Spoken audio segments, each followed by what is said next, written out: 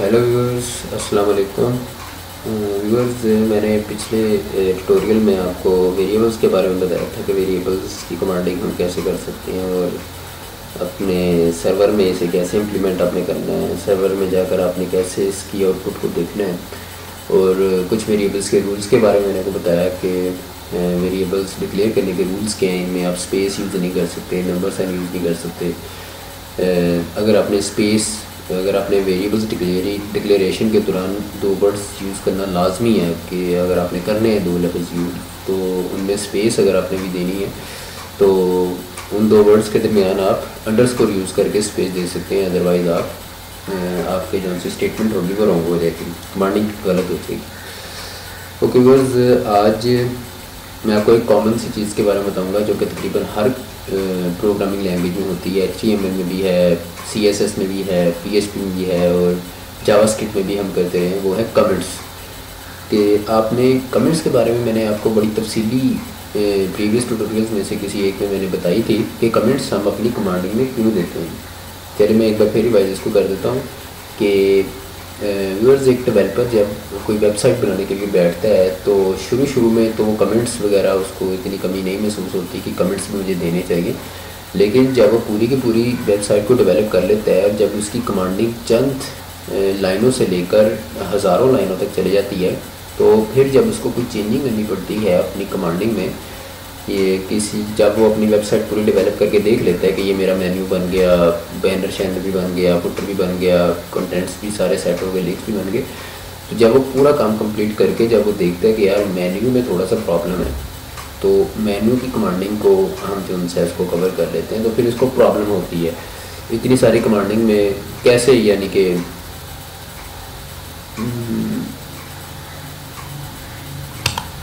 कितनी सारी कमांडिंग में कैसे उसको मैनेज करें, कैसे देखेगा उसको कि मेरे मेन्यू की कोडिंग कहाँ पे है। वैसे तो आजकल लेटेस्ट सॉफ्टवेयर्स हैं, इसका भी प्रॉब्लम निकल आया है, लेकिन कमेंट्स फिर भी ज़रूरी हैं। ऑटोमेटिकली कमेंट्स आपके जो है वो कोडिंग में होते रहते हैं जैसे जैसे आप सॉफ्टवेयर के ऊपर काम करते रहते हैं। जैसे ड्रीमवीवर CS5 है, CS3 है, इनके ऊपर जब आप काम करते हैं तो ऑटोमेटिकली कमेंट्स पीछे राइट डाउन होते रहते हैं। तो आज मैं आपको कमेंट्स के बारे इसकी HTML में कमेंट्स देने का अंदाज़ चेंज है, PHP में अंदाज़ चेंज है और CSS में अपना अंदाज़ है कमेंट्स देने का। तो आज कमेंट्स के ऊपर हम थोड़ा सा काम करेंगे। और ये पिछला जो सा काम था, सबसे पहले एक चीज़ जो बड़ी इम्पोर्टेंट है, आपने सर्वर ऑन कर लेना है, एक्टिवेट कर लेना है और उसके बाद हम अपनी कमांडिंग के ऊपर आते हैं।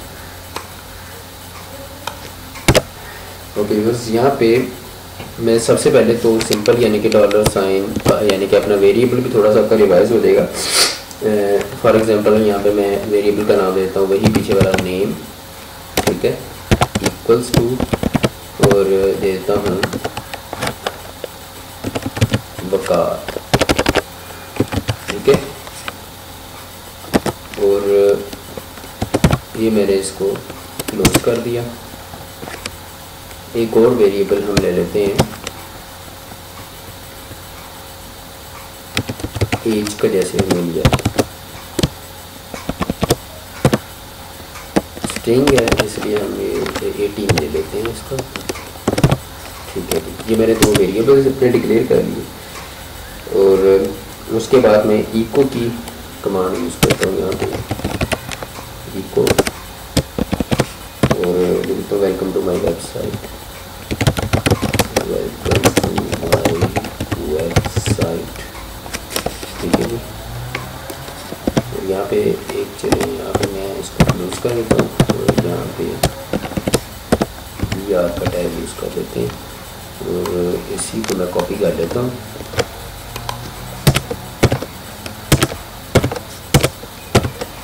ठीक है, ये मैंने इसको कर लिया। इसको हम चेंज कर लेते हैं अंदर से इतने पोर्शन को।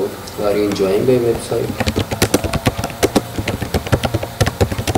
एंजॉय माय वेबसाइट, ठीक है जी। और यहाँ पे फॉर एग्जांपल आर यू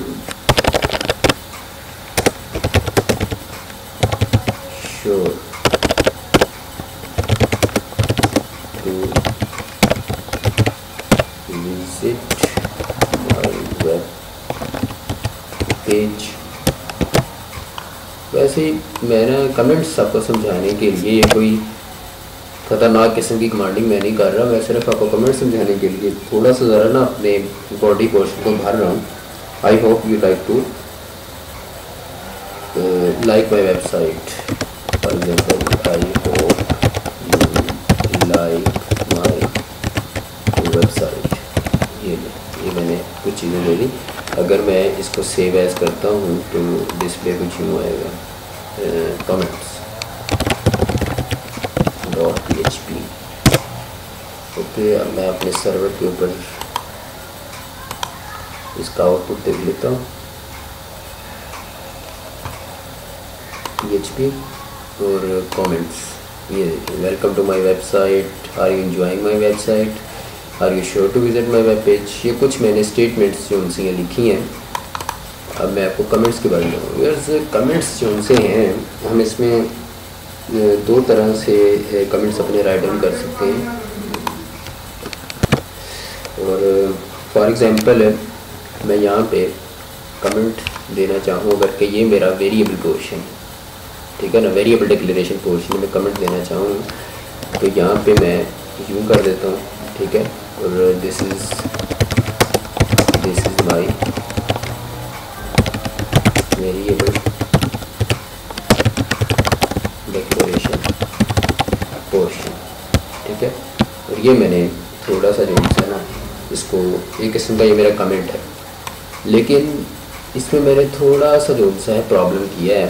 अगर मैं इसको ऐसे ही सेव एज कर दूँ और डिस्प्ले देख लूँ अपना इधर ये, तो जो सा है प्रॉब्लम कर रहा है। एक मिनट, यहाँ पे जो सा कमेंट, ये भी कमेंट की असल में अलामत होती है। तो यहाँ पे मैं क्या करता हूँ, स्लैशेस तो डाल देता हूँ, तो अब मेरा प्रॉपर कमेंट बन गया ये, जो कि मेरे वेब पेज में डिस्प्ले नहीं होगा लेकिन है कमेंट। तो उसका कलर ग्रीन हो गया। अगर इसको मैं कंट्रोल एस करता हूँ और यहाँ पे रिफ्रेश करता हूँ तो देख रहे हैं वहाँ पे तो डिस्प्ले हो रहा है लेकिन यहाँ पे नहीं हो रहा, ठीक है जी। यानी कि ये एज ए कमेंट यूज़ कर रहा हूँ। तो एक जो सा और चीज़, एक दूसरी किस्म का कमेंट जो हम यूज़ करते हैं अपने वेब पेज में, वो होता है स्लैश और स्टार। अब देखिए मैंने स्लैश और स्टार जैसे ही दबाया है, यानी कि इसको लिखा है, टाइप किया है, तो उसने सारी कमांडिंग जो उनसे वो मेरी ग्रीन कर दी है। उसने क्या किया, जैसे मैंने ये कमांड यूज़ किया है उसने समझ लिया कि ये सारा हमारा कमेंट ही है। लेकिन क्योंकि उसने क्यों समझा, क्योंकि मैंने इसको भी क्लोज़ नहीं किया, ठीक है। तो मैं इसको क्लोज़ करता हूँ। यहाँ पे मैं लिख देता हूँ for example this is my declaration, this is my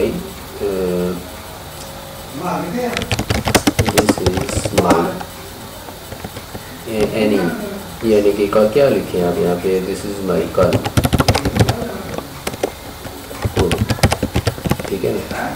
और यहाँ पे इसको मैं स्टार और ये मैं इसको क्लोज, जैसे मैं इसको इस क्लोज़ किया तो क्या हुआ कि उसने कमांडिंग मेरी दुरुस्त कर दी, उसका कलर उसने दुरुस्त कर दिया। इसको मैं कंट्रोल एस कर देता हूँ और अपने वेब पेज में देखने में कोई भी चीज़ डिस्प्ले नहीं होगी तो सामने। तो ये कुछ कमेंट्स से जो हम PHP में करते हैं। आप इस तरह भी कमेंट्स दे सकते हैं। इस यानी कि इस टाइप के कमेंट में और इस टाइप के कमेंट में क्या फ़र्क है। अगर तो आपने कोई छोटा यूज़ कमेंट देना है तो वो ये भी आपका चलेगा। अगर आपने कोई छोटा कमेंट देना है, for example 1 word 2 word 3 word इतना।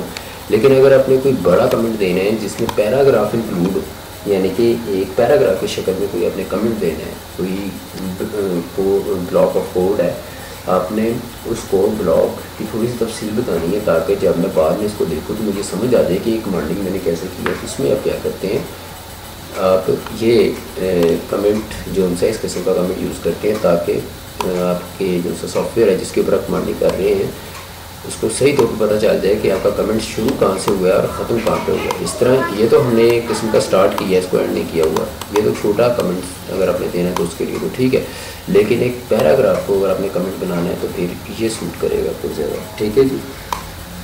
ओके व्यूअर्स, इसकी आप प्रैक्टिस कीजिएगा। और ये हमारा बेसिक टैग है। अगर आप ये टैग ख़त्म कर देंगे तो सारा यानी कि प्रॉब्लम हमारा देख लें क्या बन गया है। जैसे तो पैड के ऊपर सिंपल हमने काम किया हुआ है।